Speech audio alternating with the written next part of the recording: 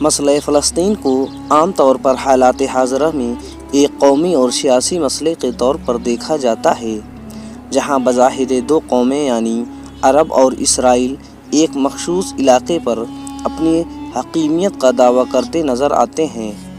لیکن اس مسئلے کا تعلق دراصل تاریخ اور آسمانی کتابوں سے جڑا ہے، جو اپنے 1000 سالہ تاریخ میں ظلم و بربریت، ناانصافی، امید، روحانیت اور سیاست کی داستان بیان کرتی ہے۔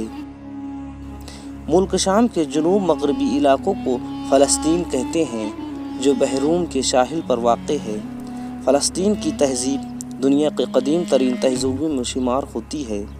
تحقیق کے مطابق 11,000 سال پہلے جہاں سب سے پہلے انسان نے زمین سے فصل اگانے اور جہاں پہلی مرتبہ انسان بستی بنا کر رہنے لگے، وہ سرزمین فلسطین ہی تھی۔ فلسطین یعنی ارض یہود و نصارہ کی مقدس کتابوں میں سرزمین موت کہا گیا ہے۔ یہودیوں کے مطابق یہاں 3,000 سال پہلے حضرت موسیٰ علیہ السلام بنی اسرائیل کے ساتھ آباد ہوئے، تو آپ نے یہاں ایک عبادت گاہ کی بنیاد رکھی، جہاں حضرت داؤد اور سلیمان علیہ السلام کے زمانے میں عظیم ہیکل بنائی گئی تھی، جبکہ عیسائیوں کا ماننا ہے کہ بیت الحن یہی وہ مقام ہے جہاں عیسیٰ علیہ السلام کی پیدائش ہوئی تھی، وہ بھی فلسطین کے شہر یروشلم میں ہی ہے،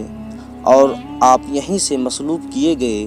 جبکہ اسلام کی بات کریں تو قرآن مجید میں اسے پاک صاف سرزمین اور بابرکت مقام کہا گیا ہے،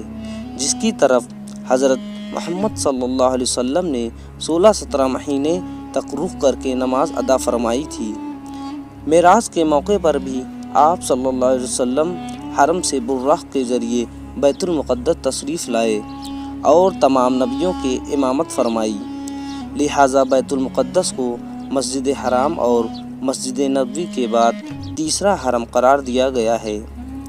سال 638 عیسوی میں خلیفہ ثانی حضرت عمر بن خطاب کی قیادت میں فلسطین کو فتح کیا گیا،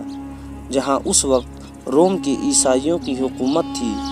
حضرت عمر رضی اللہ تعالیٰ عنہ جب یروشلم میں فاتح کی حیثیت سے داخل ہوئے تو سب سے پہلے اس چٹان کے قریب ایک مسجد بنانے کا حکم دیا، جہاں نبی کریم صلی اللہ علیہ وسلم سفر معراج پر تشریف لے گئے تھے،